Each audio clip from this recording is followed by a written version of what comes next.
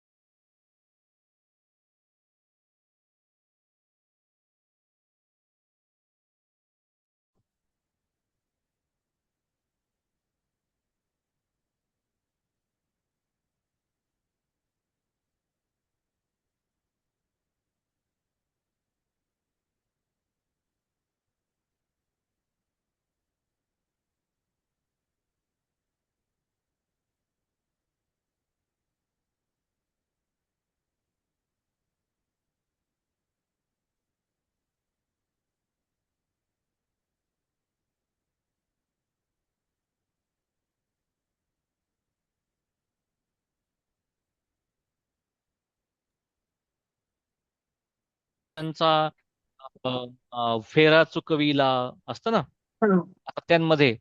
ते हेच आहे की जेव्हा व्यक्ती जन्म आणि मरणाच्या चक्रामध्ये फसला, तर जसं आपण मगाशी बघितलं की जर मनुष्य योनी आहे तरच मुक्ती आहे. जर मनुष्य योनी नाही, मग तो काय कुत्रा बनेल, सरडा बनेल, उंट बनेल. तिथे काय फक्त जगणं आणि मरणं, त्या दोनच गोष्टी त्यांना शक्य आहे. ते काही नवीन चांगले कर्म करू शकत नाही. मग एकदा तुम्ही तिथे फसले की मग गोल गोल गोल गोल फिरत राहायचंय 84 लक्ष वेळा. प्रसवती शाखा सरळिया, नाना सृष्टी डहाळ्या, 8 फुटती माळिया जातीचिया. मग बुडातून फुटलेल्या चार, मग सरळ शाखांना अनंत सृष्टीरूपी फांद्या फुटतात. त्या आडव्या डहाळ्या या नाना जाती आहेत. म्हणजे आता तुम्ही म्हटलं आंबा. आंबा सध्या आपला सीझन सुरू आहे ना. आंबा म्हटलं की फक्त एकच आंबा असतो का? अजिबात नाही. आंब्याचे 20 प्रकार, मग त्याच्या वेगवेगळ्या जाती, मग त्यांचे आपापले फॅन फॉलोविंग. मग काही लोक म्हणणारे की नाही, आमचा बेगनपल्लीच लय भारी आहे, माहोल आहे एकदम. मग काही लोक म्हणतात की नाही, हापूस नसेल तर आम्ही हात पण नाही लावणार. म्हणजे त्या जातींमुळे, आंब्याच्या जातींमुळे सुद्धा लोक विभागल्या गेलेली आहेत. म्हणून त्यांनी म्हटलं या वेगवेगळ्या प्रकारच्या जाती त्याच्या पुढे गेलेल्या आहेत. आणि यांच्या माळिया, याच्या माळा बनलेल्या आहेत सगळ्या जातींच्या. स्त्री पुरुष नपुंसके हे व्यक्तिभेदांचे टके. वा, टके म्हणजे ठसे. आंदोळती अंगिके विकार भारे. मग स्त्री पुरुष नपुंसक असे व्यक्तिभेद उत्पन्न होऊन आपापल्या ठिकाणच्या विकारांमुळे ते एकमेकांशी संबद्ध होतात. संबद्ध होतात म्हणजे एकमेकांशी बांधल्या जातात. जैसा जैसा वर्षा वर्षाकाळ काळू गगनी, पाल्हे जे पालवीचे नवघनी, नवघन तैसे आकार जात अज्ञानी वेली अज्ञानी जाय. मग शाखांचे नि अंग भरे, लवोनी गुंफिती परस्परे, गुणक्षोभाचे वारे उदय जाती. तेथ तेणे अचाटे, गुणांचे नि झडझडाते, तिही ठाई हा फांटे ऊर्ध्व मूळ. मग पुढे काय होतं की जसा वर्षाकाळ आकाशातील नवीन मेघांनी व्याप्त असतो, तसे सर्व आकार जात अज्ञानाने व्याप्त असते. म्हणजे हा अज्ञानाचाच विस्तार आहे. कारण जे मुळामध्ये आपण टाकू त्याचाच विस्तार होईल ना. जे मूळ आहे तेच मूळ इथे सगळीकडे विस्तार होणार आहे. आपण जर मुळामध्ये आंब्याची कोय पेरली तर त्यातनं काही लिंब निघणार नाहीये, त्यातनं आंबाच सगळीकडे पसरणार आहे. हेच माऊली इथे म्हणतायत. मग फांद्या आपल्या स्वतःच्या भाराने लवून एकमेकात गुंतू लागल्या, म्हणजे त्रिगुणात्मक वारे उत्पन्न होतात. त्या गुणक्षोभरूपी सोसाट्याच्या वाऱ्याने हा ऊर्ध्व मूळ असलेला संसार वृक्ष 3 ठिकाणी फाटतो, म्हणजेच तो चिरला जातो. आता हा कसा चिरला जातो ते पुढे. ओवी क्रमांक 155 पासून 165. कोण म्हणेल? रवी काका म्हणता का? म्हणा म्हणा, तुम्ही म्यूटवर आहात. हा, मी म्हणू का? नाही नाही, रवी काका म्हणतायत, तुम्ही पुढच्या म्हणताय ओव्या का? म्हणा. ठीक आहे, ठीक आहे, ठीक ऐसा आहे. हं. ऐसा रजाची या झुळुका, झळाळी ती आगळिका, मनुष्य जाती शाखा थोरावती. तिया ऊर्ध्वी ना आधी माझिरीची कोंदाकोंदी आड फुटती खांदी चतुर्वर्णांच्या. तेथ विधिनिषेध सपल्लव वेदवाक्यांचे अभिनव पालव डोलती बरव नीच नवे. अर्थू कामू पसरे अग्रवने घेती थारे. तेथ क्षणिके पदांतरे इह भोगाची. तेथ प्रवृत्तीचे वृद्धी लोभे खाकरे जती शुभाशुभे नाना कर्मांचे खांबे नेणो किती. देवीची भोगक्षणे मागेले पडती देहांतीची बुडसळे. तवा पुढा वाढी पेले नवे या देहांची. आणि शब्दाधिक सुहावे सहज रंगे हवावे विषय पल्लव नवे नित्य होती. ऐसे रजोवाते प्रचंडे मनुष्य शाखांचे मांदोळे वाढती तो एथ रूढे मनुष्य लोकू. तैसाची तो रजाचा वारा नावेक धरी बोसरा मग वाजो लागे घोरा तमाचा तो. तेधवा तेधवा याची या मनुष्य शाखा नीच वासना आधी रेखा पाले डहाळिका कुकुमाचिया. अप्रवृत्तींचे वाळे कुंभ निगती सरळे घेत पालव डाळे प्रमादाची.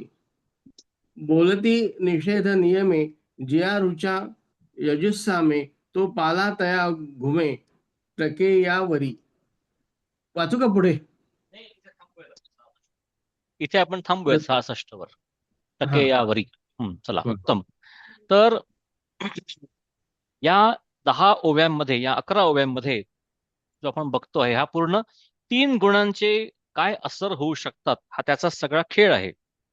त्यांनी सुरुवात केली आहे रजोगुणाचा वारा. आपण बघितलंय रजोगुण म्हटलं की काय, मनुष्य एका ठिकाणी थांबूच शकत नाही. न मनुष्य काय, कोणीच थांबू शकत नाही. म्हणून रजोगुणाचा वारा ऐसा रजाचिया झुळुका झडाडिता आगळिका मनुष्य जाती शाखा थोरावती. ही रजोगुणांचा वारा अधिक जोराने वाहू लागला म्हणजे मनुष्य जाती रूप शाखा जोराने वाढतात, पटापट वाढतात. की आता पॉप्युलेशन हाच त्यांचा ऑब्जेक्टिव्ह आहे असं म्हटल्यावरती मग अजून रजोगुण वाढत जाईल. तिया ऊर्ध्वी ना आधी माझारींची कोंदाकोंदी आड फुटती खांदी चतुर्वर्णांच्या. मग काय होतं, त्याची वर किंवा खाली वाढ न होताच मध्येच कुचंबळल्यामुळे आडव्या वाढून त्यांना चातुर्वर्णरूपी फांद्या तयार होतात. की मग हे मनुष्य खूप सारखे वाढले की मग काही प्रत्येकच व्यक्ती एकाच लेवलला राहू शकत नाही. मग ते म्हणतील की अच्छा आम्ही क्षत्रिय, तुम्ही शूद्र, मग आता आम्ही वर, तुम्ही ब्राह्मण. मग असं सगळे ते चातुर्वर्ण तिथनं तयार होतात. कारण जशा जशा त्या फांद्या वाढत जातील तसं तसं त्या त्रिगुणांमुळे त्यांची कॅरेक्टरिस्टिक्स डिफरंट होत जातील. तुम्ही बघाल की भलेही आता या चातुर्वर्ण्य ही सिस्टम आता नाहीये, किंवा ऍटलिस्ट आउट लाऊड तरी नाहीये. बरोबर, आजकाल कोणी असं म्हणत नाही की मी या वर्णाचा, तुम्ही त्या वर्णांचा. पण तुम्ही बघाल की लोकांमध्ये जे गुण आहेत म्हणजे क्वालिटीज आहेत त्या अजूनही काही बदललेल्या नाहीयेत. तुम्ही सगळे पोलीस मधले लोक बघा, ऑटोमॅटिकली असं वाटतं की यांचा जन्म याच्यासाठीच झाला होता की हा व्यक्ती शूरवीर आहे, याला युद्ध आवडतं. तुम्ही त्या व्यक्तीला जमवून म्हणाल की तुम्ही आता बिझनेस करा, त्यांना जमणार नाही. तुम्ही त्यांच्या हातामध्ये ग्रंथ द्या, त्यांना ते आवडणार सुद्धा नाही. म्हणून जशी एखाद्या व्यक्तीची जी मूळ आता त्यांनी म्हटलंय वर्ण, त्याचा मूळ वर्ण जो काही असतो त्या वर्णानुसार त्या व्यक्तीची पुढे पूर्ण घडण होत जाते. आणि ज्या ज्या ठिकाणी त्याचा वर्ण वेगळा आणि तो करतोय वेगळा, जिथे ह्या कॉन्फ्लिक्ट आला तो व्यक्ती मग यशस्वी नाही होऊ शकत. कारण त्यांच्या मनामधली इच्छा किंवा त्यांचं जे पर्सनॅलिटी आहे, नॅचरल पर्सनॅलिटी, ती वेगळीच आहे. म्हणून लहानपणी खूप वेळेला काय करायचे, आता या गोष्टी मी बघितल्या नाहीये, ऐकल्या जास्त आहेत, की लहान मुलासमोर 4-5 खेळणी ठेवायचे आणि बघायचे की मुलगा काय उचलतो किंवा मुलगी काय उचलते. पुस्तक उचलते की काय एखादा टॉय उचलते किंवा काहीतरी बनवायचं उचलते. मग त्यानुसार त्यांची पर्सनॅलिटी त्यांना कळायची. पण आता हे कितपत ते खूपच लहान बाळ असतं ना, अबोध बाळ असतं. ते त्या अबोध बाळाच्या चॉईसवरनं काही डिसाईड करता येत नाही. पण आपण मला वाटतं हा एक एक्सपेरिमेंट तुम्ही सगळ्यांनीच करा, की तुम्ही तुमच्या मुलांमध्ये बघा कुठला गुण आहे या चातुर्वर्ण्यापैकी. त्यांना क्लिनलीनेस जास्त आवडतो, त्यांच्यामध्ये असा शूरवीरपणा खूप जास्त आहे, की त्यांना ज्ञानाची भूक जास्त आहे, त्यांना काय सगळ्यात जास्त आवडतं. त्याच्यावरनं तुम्ही डिसाईड करा की त्यांचा वर्ण कुठला असता. आणि कुठलाही वर्ण वर खाली असं काही नाहीये. भगवंतांनी बनवलेले चारही वर्ण इक्वली व्यवस्थित छान आहेत. त्याच्यामुळे एक मेंटल तुम्ही थोडासा आज एक्सरसाइज करा आणि रिझल्ट तुम्हाला वाटेल तर शेअर करा, नाही तर तुमच्यापर्यंतच ठेवा, तेही चालणार आहे. मग आता पुढे हे चातुर्वर्ण तर केले. मग आता चातुर्वर्ण त्यांच्या ज्या बाउंड्रीज असतात त्या बाउंड्रीज डिफाईन करणं गरजेचं आहे ना. नाहीतर उद्या जर एखाद्या ब्राह्मण व्यक्ती ज्यांनी समजा त्याची ड्युटी आहे की गाभाऱ्यामध्ये जाऊन देवाची पूजा करायची, पण त्यांनी गाभाऱ्यात जाऊन पूजा न करता त्यांनी उचलला झाडू आणि तो गेला उकिरड्यामध्ये आणि तिथे त्यांनी सगळं करणं सुरू केलं. मग आता हे विधीशी निगडीत आहे की निषिद्ध आहे, तुम्हाला काय वाटतं? निषिद्ध आहे. हे निषिद्ध आहे ना, की अशा हम्म. घाणेरड्या अंगाने तो काही देवाची पूजा करू शकत नाही. पटतंय सगळ्यांना? हो. म्हणून या ज्या दोन ओव्या आहेत, ओवी क्रमांक 56 आणि मग 57, या दोघांचं एकमेकांशी कनेक्शन तसं आहे. तिया ऊर्ध्वी ना अधि माझारीची कोंदा कोंदी आड फुटती खांदी चातुर्वर्ण्याच्या. मग आता या चातुर्वर्ण्याला नीट ठेवण्यासाठी, त्याची घडी बसवण्यासाठी तेथ विधिनिषेध सपल्लव वेद वाक्यांचे अभिनव पालव डोलती बरव नीच नव्हे.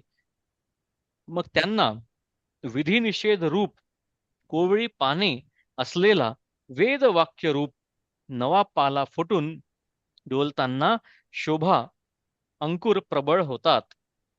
शोभा देतो, सॉरी, त्यांना शोभा देतो. याचा अर्थ काय? की विधिनिषेध म्हणजे वेदांनी जे जे सांगितलं आहे की कुठल्या वर्णाने काय काय कामं केली पाहिजे, ही कामं तुम्ही करा. वेदांनी जे सांगितलंय ते निषिद्ध आहे ते तुम्ही नका करू. असं एक नवीन प्रकारची त्याला फांदी त्याला फुटली. अर्थू कामू पसरे अग्रवने घेती थारे तेथ क्षणिके पदांतरे इह भोगाची तेथ प्रवृत्तीचे निवृद्धे लोभे खांकरे जती शुभ अशुभे नाना कर्मांचे खांबे नेणो किती तेवींची भोग क्षिणे मागिले पडती देहांतीची बुडसळे तव पुढा वाढी पेले नवे या देहांची. मग आता विधिनिषेध झाला, आधी चातुर्वर्ण झाले, मग त्यांना विधिनिषेध सांगितले, त्यांना काय करायचंय हे सुद्धा सांगितलं. मग पुढे काय झालं? मग द्रव्य व विषय अधिक भोगांची वासना विस्तार पाहून इहलोकीचे अनेक क्षणिक भोगरूपी अंकुर प्रबळ होतात. मग आता या चारही वर्णांना ते जेव्हा त्यांचं त्यांचं कर्म करतील त्याचं काहीतरी फळ मिळेल. कोणाला सोनं मिळेल, कोणाला ज्ञान मिळेल, कोणाला प्रतिष्ठा मिळेल, कोणाला एखादे उत्तम पद मिळेल. मग आता हे पद किंवा हे प्रतिष्ठा किंवा हे धन मिळाल्यावरती पुढे काय होतं? प्रलोभन, की आता माझ्याकडे ऑथॉरिटी आहे की मी ज्याला वाटेल मी त्याला हायर करू शकतो माझ्या टीम मध्ये. मग असं वाटतं की माझा मित्र आहे लहानपणीचा, जॉब शोधतोय, घेऊ दे त्याला पण आपल्या टीम मध्ये. मग माझा जवळचा मित्र माझ्या जवळ राहील रोज. म्हणजेच काय झालं? मी त्या पदाचा केला दुरुपयोग. मग ते इथे माऊली म्हणतायत की द्रव्य व विषय अधिक भोगांची वासना विस्तार पाहून अनेक क्षणिक भोगरूपी अंकुर प्रबळ होतात. मग सगळ्यांना वेगवेगळ्या प्रकारच्या वासना निर्माण होतात या चारही चतुर्वर्ण्यांना. तसेच संसार सुखाच्या वाढीच्या आसक्तीने शुभ अशुभ कर्मरूप अनेक फाटे फुटतात, त्यांची तर काही गणती नाही. मग आता बघा, इथे आपल्याला उपमा दिलेली आहे झाड, मग फांदी, मग त्याच्या लहान लहान फांद्या, त्यांना पानं, मग त्यांना फळं. मग त्यांनी म्हटलं की चातुर्वर्ण्य, मग त्यांचं निषिद्ध, मग त्यांना मिळणार द्रव, मग ते त्याचा करू शकतात चांगला किंवा चुकीचा उपयोग. चांगला उपयोग केला तर पुण्य मिळेल, चुकीचा उपयोग केला तर पाप मिळेल. मग त्याच्यामुळे काय झालं? संसार सुखाच्या वाढीच्या आसक्तीने शुभ आणि अशुभ कर्म ते करतात. खूप लोक शुभ कर्म पण करतात. कशामुळे? अजून सुख मिळेल म्हणून, की आता आम्हाला सत्यनारायणाची पूजा करायची आहे. का करायची आहे? अजून काहीतरी चांगला मिळेल म्हणून. थँक्यू म्हणून नाही, अजून हवा आहे म्हणून. म्हणून ते शुभ आणि अशुभ कर्मरूप अनेक फाटे फुटतात. तसेच मागील भोग देणारे कर्म क्षय पावताच देहरूपी शुष्क काष्ठ गळून पडते. तोच नवीन पुढच्या देहाचे फाटे फुटतात. आता इथे अजून एक कनेक्शन खूप छान जुळतं, जे की आपल्या वेगवेगळ्या ग्रंथांमध्ये सुद्धा दिलेलं आहे, की जसं बाकीच्या 84 लक्ष योनी मनुष्य रूप सोडून या काय आहेत? भोग योनी आहेत. त्याचप्रमाणे मनुष्य योनी सुद्धा भोग योनी आहेत, की आपण जे जे कर्म करतो त्या कर्मांची फळं आपल्याला या देहातच भोगावी लागतात. जर ती पूर्ण भोगून झाली नाहीत, मग परत देह घेऊन यावा लागतो आणि परत भोगावे लागतात. म्हणून इथे आपण जेव्हा गुरुचरित्र वाचतो तेव्हा गुरुचरित्रामध्ये ती कथा आहे एका शिष्याची. किंवा त्यांचे गुरु म्हणतात की माझ्याकडनं काही काही घडलेले आधीचे कर्म जे आहेत त्यांची फळं आता मला भोगायची आहेत, आणि म्हणून मी काशीमध्ये जाऊन राहणार आहे, माझ्यासोबत कुणीतरी चला. मग तो एक असतो शिष्य, तो म्हणतो की मी येतो तुमच्यासोबत. मग आता काशीला गेल्यावरती त्या गुरूंची जी अवस्था असते ती खूप खराब व्हायला लागते. सगळीकडनं पस यायला लागतो त्यांचा, सारखे ते आजारी असतात, नुसते पडून असतात आणि याला खूप त्रास देत असतात त्या शिष्याला. आणि तो शिष्य सुद्धा त्यांचं सगळं काही ऐकतो, सगळं काही सहन करतो. खूप वेळेला म्हणतात मला काहीतरी गोड हवंय, मग तो भिक्षा मागतो, काहीतरी गोड घेऊन येतो. ते म्हणतात आवडलं नाही, फेकून देतात. मग त्यांच्यावरती न चिडता तो शिष्य शांतपणे परत जातो, परत घेऊन येतो. असं त्याची भक्ती, गुरुभक्ती वाढलेली असते की शेवटी त्याच्या समोर सगळे भगवंत येऊन उभे राहतात. त्याला म्हणतात की तू आता आमच्याकडनं वर घे, पण तो काही वर घेत नाही. शेवटी गुरूंनाच म्हणतो की माझे गुरु म्हणतील मी तेच करणार. आणि हे झाल्यावरती ते गुरु सुद्धा त्यांचं जे काही आजारपण असतं ती सुद्धा एक मायाच असते, आणि या व्यक्तीला तेव्हा खूप छान सगळ्यांकडनं वर मिळतात. पण या पूर्ण जी कथा आहे, खूप सुंदर कथा आहे गुरुचरित्रामधला हा अध्याय. पण त्यामध्ये जो त्यांनी कॉन्सेप्ट सांगितला आहे तो आहे की मी आधी केलेली जी कर्म होती त्यांची फळं आता मला भोगायची आहेत. हे त्या गुरूंना ऑलरेडी माहिती होतं की पुढल्या 2-3 वर्षामध्ये हे सगळं होणार आहे. त्याच्यामुळे जेव्हा जेव्हा आपल्यासोबत काहीतरी चांगलं किंवा काहीतरी वाईट होत असेल त्यावेळी आपण स्वतःला सांगावं की आपलंच कुठलं तरी कर्म आहे, त्याचं आता आपण फळ भोगतोय. आणि प्रत्येक गोष्टीचं एंड डेट असतंच. त्याच्यामुळे ते कर्माचं फळ भोगताना जर यातना होत असतील त्या यातनांना सुद्धा एंड डेट आहे. आणि जेवढं आपण सत्कर्म करत राहू तेवढी ती एंड डेट जवळ येत राहते, लवकर सगळ्या गोष्टी संपतात. कारण 15व्या अध्यायाच्या शेवटी आपण काय बनतो? कुठला पुरुष? पुरुषोत्तम. पुरुषोत्तम. पुरुषोत्तम बनू की नाही? बरं, तर आता यांनी म्हटलं की तसेच मागील भोग देणारे कर्म क्षय पावतात. आता इथे त्यांनी देह क्षय पावतो असं नाही म्हटलंय, कर्म क्षय पावतो असं म्हटलंय.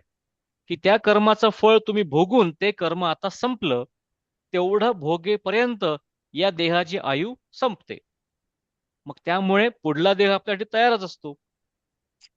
म्हणून आधीच्या एका अध्यायामध्ये भगवंतांनी अर्जुनाला खूप छान सांगितलं होतं की या सगळ्या जे बद्धपणा आहे, हे जे बंधन आहे, याचं मूळ स्वरूप किंवा रिझन काय आहे? ते आहे जे काही कर्म आपण करतो त्या कर्माशी आपलं कनेक्शन. जर आपण म्हटलं की मी हे कर्म केलं, मग त्याचं फळ सुद्धा त्या मला या देहाला मिळणार. जेवढ्या इझिली तुम्ही त्या कर्मबंधन किंवा कर्माचं ओनरशिप त्याग कराल तोपर्यंत ती फळं तिथेच नाहीशी होतील. म्हणून आपण मागे एक उदाहरण तेव्हा बघितलं होतं की इमॅजिन करा की एका लावा जो असतो ना तो फुटणारा, तर लावाची एक खूप मोठी नदी आहे आणि त्या नदीमध्ये तुम्ही पाय ठेवताच तुम्ही तिथे भस्म व्हाल, एवढी त्याची हीट असते. परंतु तिथे एक मॅजिकल खूप छान बोट आहे, जादुई बोट. त्या बोटमध्ये तुम्ही बसलात की तुम्हाला त्या लावाचा काहीही फरक पडणार नाही. मग ती बोट काय करते, आपला आणि लाव्याचा जो संबंध असतो ते ती कट करते. तोच आहे आपला कर्मसंबंध, की आपण जोपर्यंत त्या कर्मरूपी लाव्यामध्ये पाय ठेवू, म्हणू की आपण हे मीच केलेलं आहे, तोपर्यंत ते कर्म तुम्हाला भस्म करणार. पण ज्यावेळी आपण म्हणू की हे कर्म मी केलेलं नाही, हे श्रीकृष्णाला समर्पित आहे, कृष्णानेच माझ्याकडनं करून घेतलेलं आहे, त्याच वेळी आपण त्या कर्मापासून होतो मुक्त. कर्मापासून मुक्त म्हणजे ऑटोमॅटिकली फळापासून सुद्धा मुक्त. आणि जो व्यक्ती कर्म आणि फळ दोघांपासूनही मुक्त आहे तो ऑटोमॅटिकली बनतो पुरुषोत्तम. म्हणून आत्तापर्यंत भगवंतांनी जे जे काही शिकवलंय अर्जुनाला, त्या सगळ्याचं समागम आपल्याला या 15व्या अध्यायात मिळतं. सगळ्याचं कनेक्शन आहे. It's all building on top of each other. बरं, आता पुढे 161 ओवी. आणि शब्द आदिक सुहावे, सहज रंगे हवावे, विषय पल्लव नवे नित्य होती. ऐसे रजो वाते प्रचंडे, मनुष्य शाखांचे मांदोडे, वाढती तो एथ रूढे मनुष्य लोकू. म्हणजे रजोगुणाचा आपण जो मागचा अध्याय केला होता, मागच्या अध्यायामध्ये जो अभ्यास केला होता, तोच अध्याय इथे कंटिन्यू होतोय.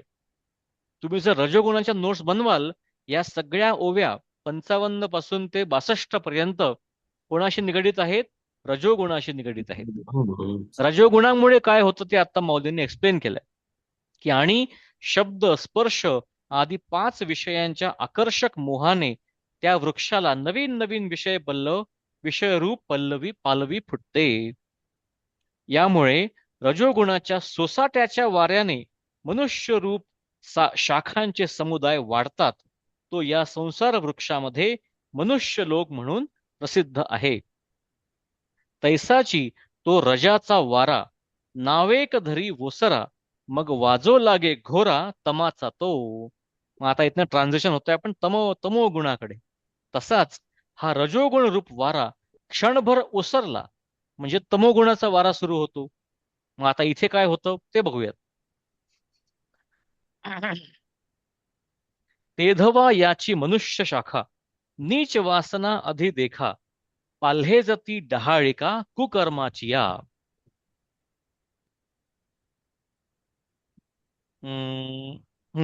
तेव्हा याच मनुष्य शाखेला नीच वासना उत्पन्न होऊन खाली दुष्ट कर्मांच्या ढाळ्या फुटतात.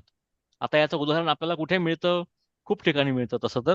पण महाभारतातलं उदाहरण म्हणजे दुर्योधनाचा जेव्हा अपमान केला होता द्रौपदीने, तेव्हा त्याच्या मनामध्ये काय उत्पन्न झाली? ओवी क्रमांक 165 मध्ये जे लिहिलं आहे की नाही 63 मध्ये याची मनुष्य शाखा नीच वासना अधि देखा. मग तेव्हा त्याच्या मनामध्ये आली होती नीच वासना, की या बाईनी मला सगळ्यांसमोर अपमानित केलं होतं, आता मी हिला सगळ्यांसमोर अपमानित करणार. मग तो अपमान करण्यासाठी काय गरजेचं आहे? सगळ्यांना एकत्रित आणणं गरजेचं आहे. ते करण्यासाठी तिच्या नवऱ्यांना हरवणं गरजेचं आहे. ते करण्यासाठी तिला फरफटत आणणं गरजेचं आहे. म्हणून ती एक नीच वासना पूर्ण करण्यासाठी इतके सगळे कुकर्म त्याला करावे लागले, 5 ते 6. आणि या कुकर्मांचंच फळ पुढे काय झालं? महाभारताचं युद्ध आणि शेवटी त्याचा अंत. म्हणजेच त्या मनामध्ये निघालेली एक कुकर्माची वासना आणि त्या वासनेमुळे तयार झालेले सगळे चुकीची कर्म. आणि आता आपण जर इस्रायल आणि अमेरिका यांचं आपण जर बघितलं पूर्ण युद्ध, त्या भांडणामध्ये पण काय चाललंय की अमेरिकेने म्हटलं की तुमचं हे म्हणणं चुकीचं आहे, त्यावरती इस्रायल म्हणतं की आम्हाला जे वाटेल ते आम्ही करू. मग आता त्यांच्या हातामध्ये काय आहे? तो हॉर्मुझचा छोटासा एक भाग, छोटीशी गल्ली, त्या गल्लीवरती त्यांचा कंट्रोल आहे. आणि त्या गल्लीवरती कंट्रोल असल्यामुळे मोदीजींना अनाउन्समेंट करावं लागतं की बाबांनो गोल्ड खरेदी करू नका, घरनं काम करा वगैरे वगैरे वगैरे, बाहेरच्या देशात जाऊ नका, फॉरेक्स वाचवा वगैरे वगैरे, नाही का? हा सगळा रिपल इफेक्ट आहे. एक गोष्ट बदलली की त्याचे वारे सगळीकडे पसरतात. आणि याचे जे वारे आहेत, याचा जो एक इफेक्ट आहे तो अगदी मायक्रोस्कोपिक छोट्यातल्या छोट्या लेवलला दिसून येतो. त्या दिवशी माझाच ओळखीचा एक व्यक्ती जो पुण्यात राहतो, त्याच्या मेसमध्ये जेवण बंद झालं. ते म्हणलं आता आम्ही फक्त भातच देणार, आम्ही पोळी देऊ शकत नाही, आमच्याकडे गॅसच नाही. त्याच्यामुळे या व्यक्तीला त्याचा जो ऑफिसमध्ये जाऊन तो काम करत होता ते बंद करून त्याच्या घरी जाऊन तिथनं काम करावं लागतंय. तिथे जेवण तरी मिळतंय व्यवस्थित. म्हणजे कोणीतरी कुठेतरी एक गल्ली बंद केली आणि त्याचा अर्थ म्हणून या व्यक्तीला त्याच्या घरी जावं लागलं. म्हणून या प्रत्येक गोष्टी सगळ्या एकमेकांशी कनेक्टेड आहे. आणि मला वाटतं या संसार रूपी वृक्षामध्ये आपल्याला हे सुद्धा बघायला मिळतंय. मग पुढे म्हटलंय, अप्रवृत्तींचे खणूवाळे, कोंभ निगती सरळे, घेत पान पालव डाळे प्रमादाची, बोलती निषेध नियमे, जिया रुचा यजुः सामे, तो पाला तया घुमे टकेयावरी. मग या कुकर्माचे सरळ कोंभ निघून त्यांना प्रमाद रूपी डहाळ्या व पाने फुटतात. मग कुकर्म केल्यावर काय मिळतो? प्रमाद मिळतो. प्रमाद AKA इक्वल इक्वल माज, की आपल्या मनामध्ये कुठलीही खंत नसणे की माझ्या हातून काहीतरी घडलंय चुकीचं. ते खंत असते तर प्रमाद नाही होत. जेव्हा खंत नसते आपल्याला त्याच्यामध्ये प्राऊड वाटतं की मी केलंय हे, त्याला म्हणतात प्रमाद. तसेच ऋग्वेद, यजुर्वेद, सामवेद या वेदांच्या ऋचामध्ये निश्चय करून निषिद्ध म्हणून जे जे काही म्हटलं आहे अशा या सगळ्या कर्मांची याच्या अग्राला पालवी येते. परत परत आपल्याला एक पॅटर्न दिसतोय की पालवी म्हणजे जे पानं आहेत नवीन नवीन ते काय म्हटलंय? कर्म. प्रत्येक ठिकाणी सुरुवात झाली त्या अज्ञानापासून, एंड कुठे झाला? कर्मावर झाला त्याचा. म्हणून पालवी म्हणजे कर्म. परपीडार्थ आता 167, मला वाटतं आपण हे वाचलेले नाहीये, तर 167 पासून 178 पर्यंत पुढे जाऊयात. कोण म्हणेल? अशोकजी म्हणता का? हा म्हणतोस. हा. प्रतिपादिती अभिचारा आगमजे परमार, तीही पाणी घेती प्रसर वासना वेली, तव तव होती थोराडे अकर्माची तळबुडे, आणि जन्मशाखा पुढे पुढे घेती धाव, तेथ चांडाळादी निकृष्टा दोष जातीचा थोर फाटा, जाळ पडे कर्मभ्रष्टा भुलोनिया, पशु पक्षी सुकर व्याघ्र वृश्चिक विखार, हे आडशाखा प्रकार पैसू घेती, परी ऐशा शाखा पांडवा सर्वांगी ही नित्यनवा, निरय भोगयावा फळाचा तो, आणि हिस विषय पुढारी हिसा विषयी पुढारी, कुकर्म संगे धुरधरी जन्मवरी आगारी, वाढतीची असे ऐसे होती तरुतृण लोह लोष्ट पाषाण, या खांदिया देवी जाण फळे ही हेची, अर्जुनागा अवधारी मनुष्या लागोनी या परी, बुद्धी स्थावरांतरी अधोशाखाची, म्हणून जी मनुष्याळे तिये जाणावी आधीची मुळे, जे येथुनी हा पगळे संसार तरू, एरवी ऊर्ध्वीचे पार्था मुद्दल मूळ पाहता, आधींची या मध्यस्था शाखा या, परी तामसी सात्विकी सुकृत दुष्कृतात्मकी, विरुढती या शाखी अधोर्ध्वियाचिया, आणि वेदत्रयाचिया पाना नये अन्यत्र लोगो अर्जुना, जे मनुष्या वाचुनी विधाना विषय नाही.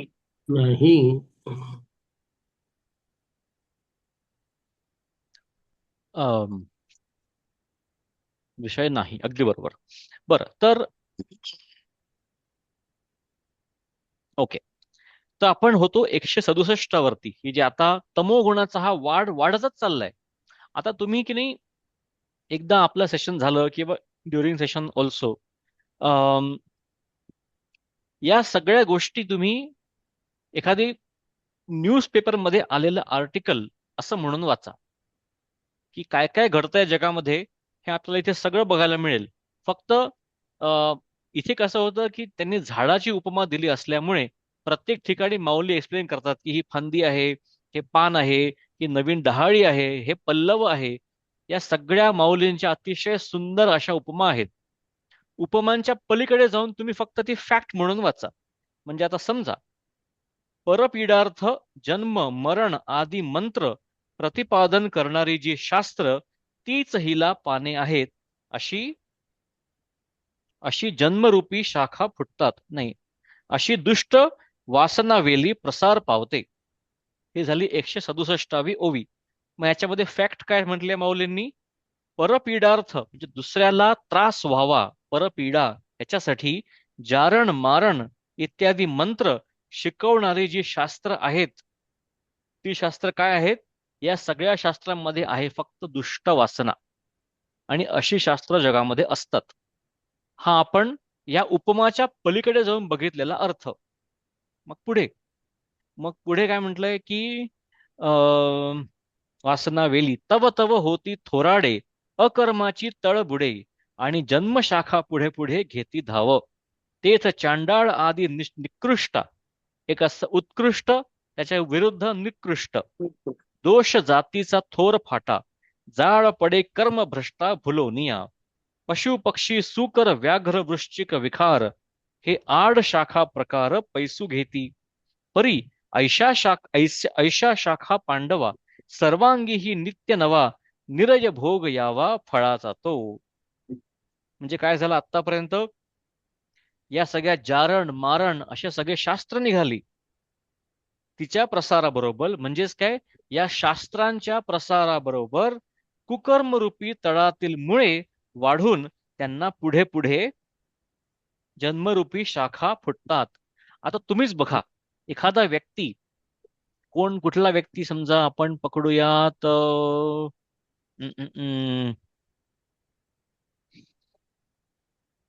एखादा असा व्यक्ती ज्याला अगदी डेस्परेटली वाटतंय की दुसऱ्या या व्यक्तीचं काहीतरी वाईट व्हावं. ठीक आहे, समजा शकुनी मामा. आता त्या शकुनी मामाला जर कळलं की मी एका ठिकाणी बसून एक मंत्राचा जप करत बसलो की त्याच्यामुळेच हे सगळे पांडव संपतील, मग तो कशाला उतरेल युद्धामध्ये स्वतःला रिस्क घेऊन? तो त्या शास्त्राचा नुसता अभ्यास करेल ना. म्हणून त्यांनी म्हटलंय की ज्यांच्या मनामध्ये अशा सगळ्या नीच वासना आहेत ते लोक अशा शास्त्रांचा अभ्यास करतील.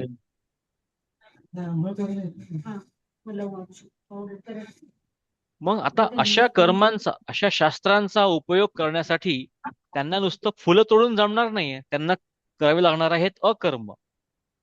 तिच्या म्हणजे या शास्त्रांच्या प्रसाराबरोबर कुकर्म रूपातील तळातील मुळे वाढून त्यांना पुढे पुढे जन्म फुटतात.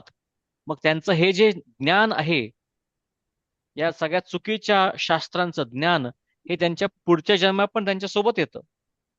व मोहाने कर्म भ्रष्ट होणाऱ्यांनाही चांडाळ आदी नीच योनी रूप मोठाल्या फांद्यांच्या जाळ्यामध्ये अडकावे लागतं.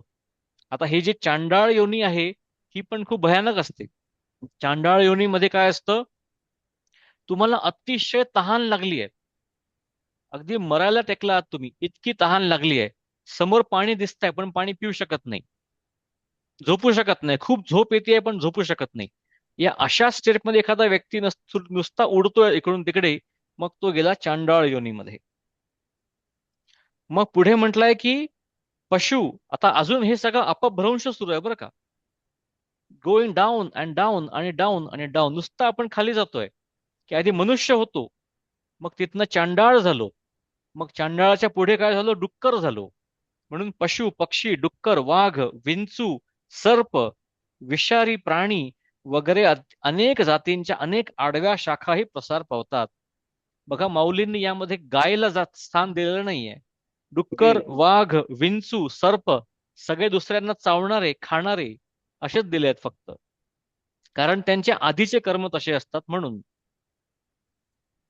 परंतु अर्जुना, तमोगुणाच्या उत्कर्षामध्ये मनुष्य शाखेला नित्य नव्या फुटणाऱ्या या सर्व शाखांनी अखेर नरक भोग प्राप्त होतो.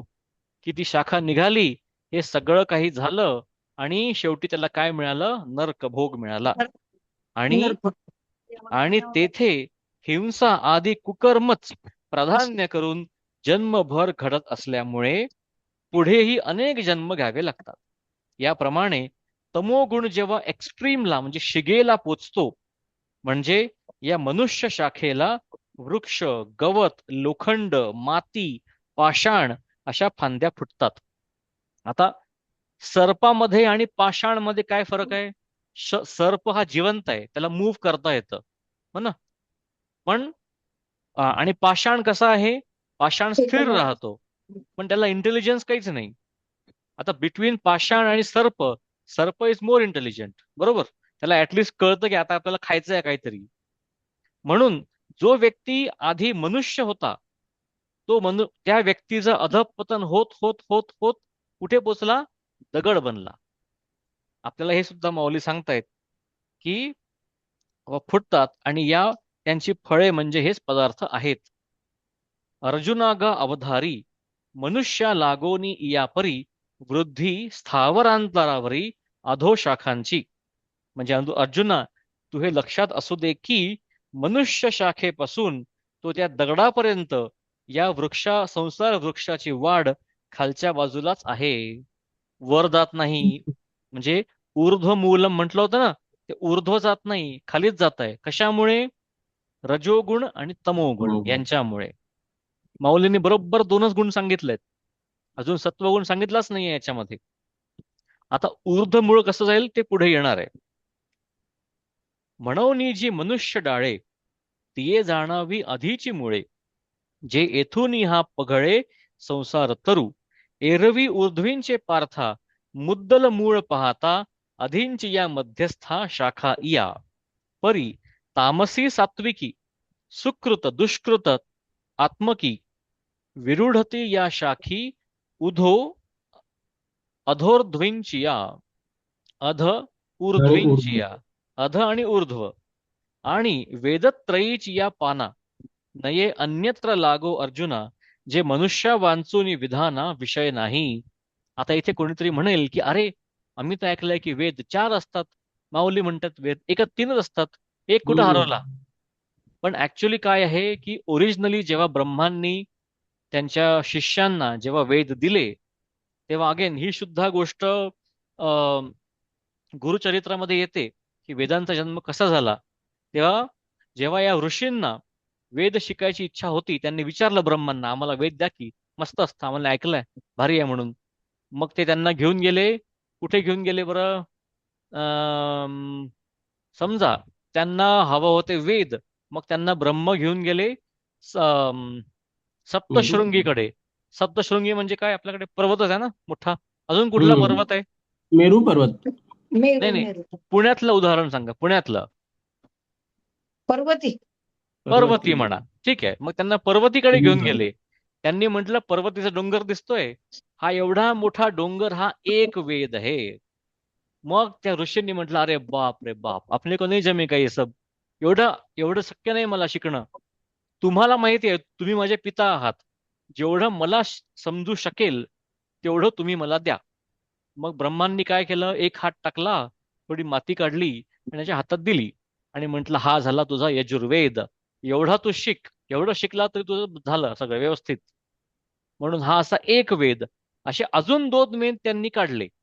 पण आता हे 3 वेद सुद्धा खूप छान झाले, पण यांच्यामध्ये खूप सारं मंत्रजाळ होतं. खूप सारे मंत्र होते, तंत्र होते, खूप सारे श्लोक होते. त्यातलं सगळं मंत्रजाळ त्यांनी बाजूला काढलं आणि तो बनला 4था वेद. म्हणून हे जे 4 वेद आहे, सगळे अथर्व वेद जो झाला 4था, तो हे 4ही वेद त्या तिघांपासून बनलेले आहेत. म्हणून आणि गुरुचरित्रामधला हा जो वेदांचा अध्याय आहे तो मोठा आहे, मस्त. आणि तो त्यांनी खूप डिटेल्ड मध्ये सांगितलंय. ज्यांची खरोखर मानसिक कॅपॅसिटी असते, ज्यांना हे सगळं लक्षात राहील, त्यांनी नक्की ऐकावा किंवा वाचावा तो गुरुचरित्रामधला अध्याय. आणि हे सगळे अध्याय हे युट्यूब वरती अवेलेबल आहेत. तुम्ही फक्त टाका गुरुचरित्र अध्याय क्रमांक 14 राजेंद्र वैशंपायन, तुम्हाला एकदम छान ऐकायला मिळेल सगळं काही. राजेंद्र वैशंपायन म्हणजे व्हॉइस बेस्ट, एकदम काय छान म्हणतात ते.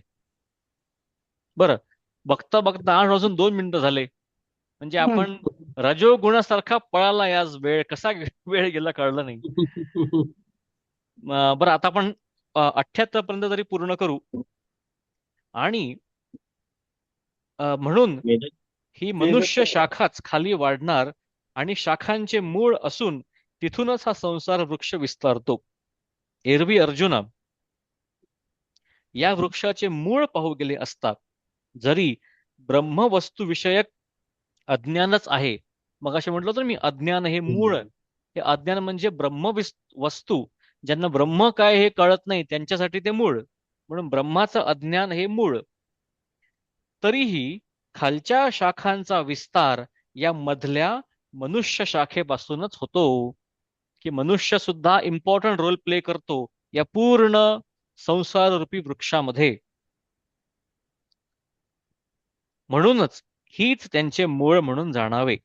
आणि दुष्ट कर्मरूप तामस शाखा व सत्कर्मरूप सात्विक शाखा, ह्याच मध्यस्थ शाखेला फुटून त्या खाली व वर जातात. आणि या वृक्षाच्या वेदत्रय पानातील विधिनिषेध रूप आज्ञेला मनुष्या वांचून अन्य कोणीही विषय म्हणजे अधिकारी नाही. म्हणून 3 वेदांमध्ये जे जे करू नका हे सांगितलं आहे ते तुम्ही फॉलो केलं, तेच केलं तर तुम्ही खाली खाली खाली खाली जाल. बरं, माझा एक कॉल सुरू होतोय जो मला जॉईन करायचा, आत्ता जस्ट कॉल आला. तर आज सेशन आपण थांबवू शकतो इथे. मी Yes. मे बी आपण इथेच थांबू आणि माऊलींना आपण जे पसायदान म्हणायचं आहे ते आपण सगळ्यांनी इंडिव्हिज्युअली म्हणू. चालेल? हो. चालेल. चला हम्म. चला. ओके, सगळ्यांना काळजी घ्या. आपण ओके. भेटूया पुढच्या हो. मंगळवारी. हो. चला, बाय बाय. आता विश्वात्मके देवे देवी वाक्यज्ञे तोषावे, तो शोधी मज द्यावे.